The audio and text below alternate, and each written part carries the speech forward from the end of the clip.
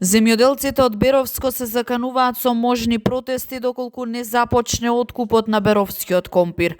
Како што велат, подрумите се полни со домашен компир кој скапува, а на сметка на тоа се увезува поевтин, но и не толку квалитетен компир.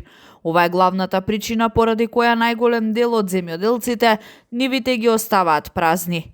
Иако, како што велат, реагирале и претходно и надлежните се запознаени со проблемот, сепак решение нема. Бараат подитно да се стави крај на увозот на компир со цел да може да се продаде домашниот беровски компир.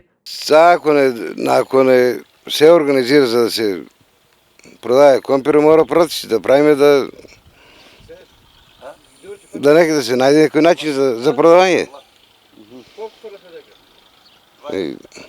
Па проблемот е од има увозен компир и нашиот компир ќе остане, не може да се продаде. 16 тона, треба да го фрлиме. Не може да го продадеме. Сегашната цена е 30-35 највеќе. Овој е малку поевтин, 26, 7, 20. Компир стои, треба да нема увозен компир да се продаде нашиот компир. Проблемот се провлекува последните 4 години. Земјоделците го намалуваат производството, но сепак ова им е единствена шанса за екзистенција.